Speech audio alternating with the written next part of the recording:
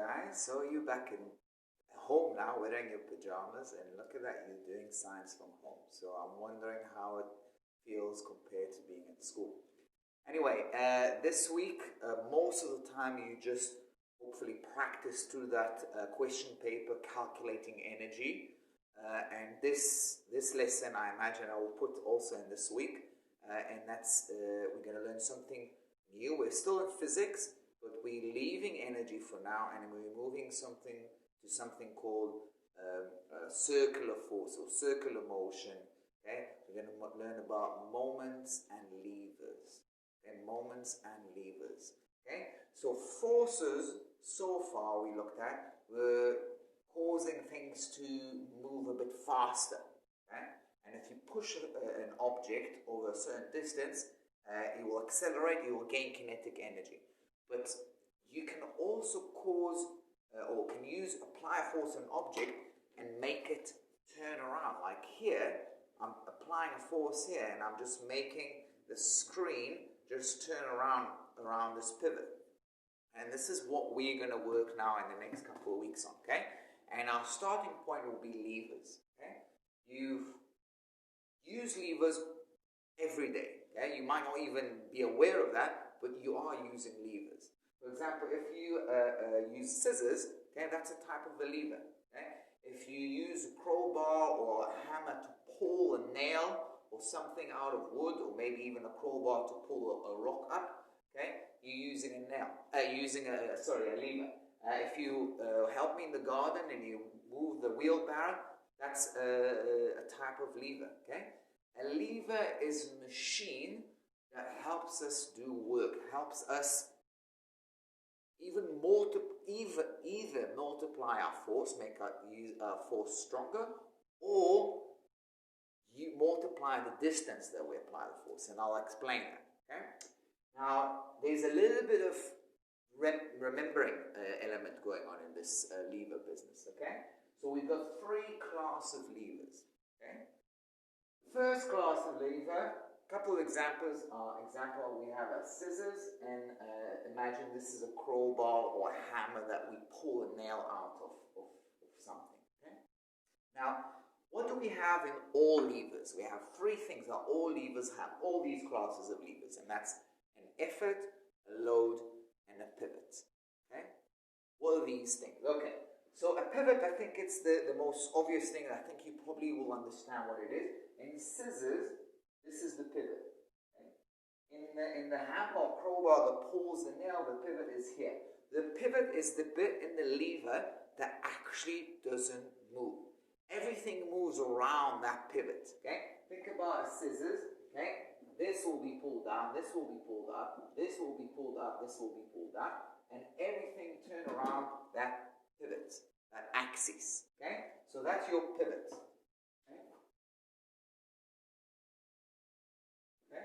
Now, the next bit is what we call the effort. Okay, I'm just going to pause because the light's gone.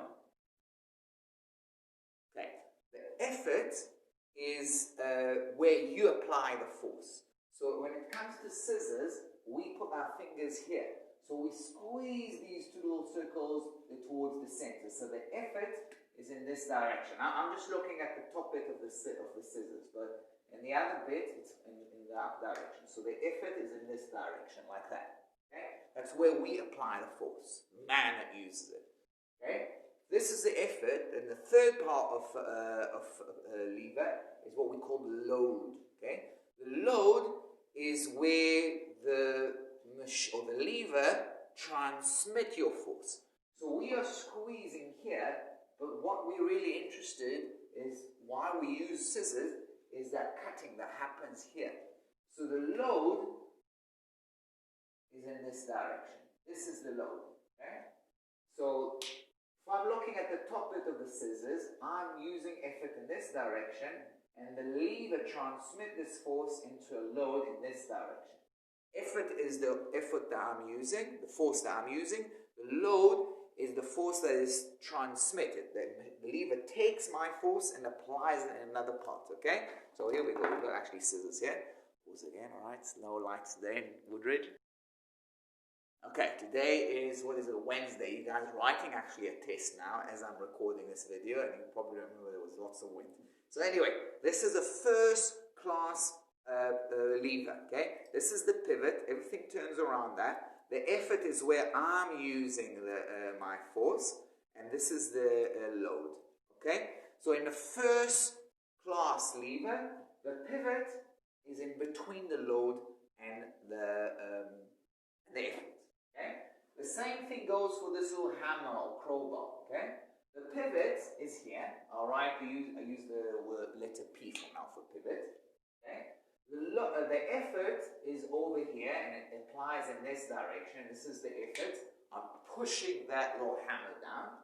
And the load is over here. It creates a force that pushes the nail or whatever is now pulling upward. Okay? Again, the pivot is in between. Pause again.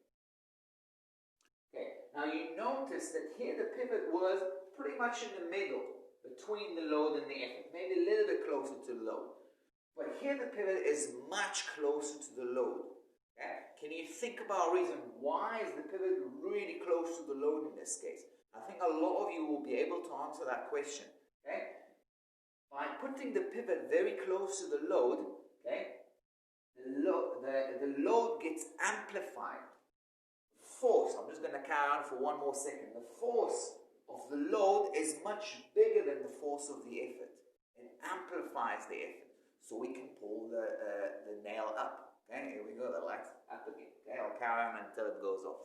Right, class 2 levers. What is a class 2 levers? An example will be a wheelbarrow. Okay, let's pause again. So let's think about the effort, the load, and the pivot here. Okay? The pivot, okay, is what everything revolves around, and in this case, it's here. It's the axis of the wheel right in front. Okay? So that is the pivot. Okay? I'll put a P next to it. The pivot. Okay? Now the effort is where I use my force. Where is the effort? It's here. This is the handle. Okay? So the effort is in this direction, and it's over here. Okay? Where is the load? Where the load is, it sounds just like a load, is the load that I'm carrying, okay? Right? I'm pushing the handle up, and the aim to push the handle up is eventually to carry that little, the wheelbarrow itself, okay? Pause here. Okay? So the load is now in between the pivot and the effort. Okay? I'll give a whole later for it. So this is the pivot, this is the effort, okay? And in class 2, it's not the pivot that is in the middle, it's actually the load in the middle. Now think about a wheelbarrow that you have to carry. And let's say it's heavy stuff. Where would you put your effort? Would you put it close to the heavy stones or whatever you carry? Or you put it further away? I'm sure you instinctively realize that you need to be as further back as possible. So again, the further away the effort is from the pivot, or the closer the load is to the pivot, just as in this case, okay, the less force will I have to use. So there is some kind of force multiplication.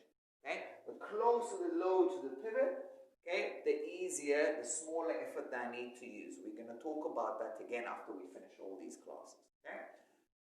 Obviously, guys, when I finish, just pause me. Pause me, I'll just say and mention once the light's off. Just pause me when the light is on and copy the whole thing. Okay, I'll wait for the light back. Okay, and now we're in with a class 3. And when I think about class 3 lever, I usually think about tongs. Imagine you're Brian, and you're holding your tong. Where is the pivot? That's easy. The pivot is what doesn't move. Everything turns around. So this is the pivot. Where is the effort? When you want to try and ask, where is the effort? So the kind of question that I'll give you in a test there, I'll give you a lever, a picture of a lever, and you have to figure out, draw where the pivot, the load, and the effort. So the pivot is easy, okay? It's that thing that doesn't move. Everything moves around it. The effort is where you're going to put the effort. Where are you going to use the force? Where do you hold the tongs? Do you hold them here? Of course not. Do you hold them here? No, you hold them there. So this is the effort. Okay? The effort is in this direction. Okay? This is the effort. Right? And the load is whatever that machine transmits the force to. Okay? Why am I pushing on the on the tongs here, because eventually I want the tongs to press on here. This is where I'm going to have my chicken. Okay, it's a chicken. It's going to be a nice steak. Is it going to be a vegetarian sausage maybe? I don't know. Okay, whatever you want to brown. Okay, so this is going to be where the load is. Okay, so this is really the main skill that I need you to be able to get from here. You need to be able to figure out where is the pivot, okay, where is the effort, and where is the load for whatever lever I give you. And as you can see now in class 3, okay, if we had the pivot in the middle in class 1, load in the middle of class 2, in class 3 it's the effort that is in the middle. Okay?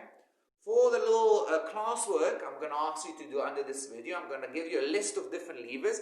I want you to make a quick drawing of them and decide which class they belong to. Are they class 1, class 2, class 3? Depending on what's in the middle. If the pivot is in the middle, they're class 1. If the load is in the middle, class 2. If the effort is in the middle, then class 3. Okay, we'll pause for the light and we'll move on to the next. Just copy this as soon as you've got the light back.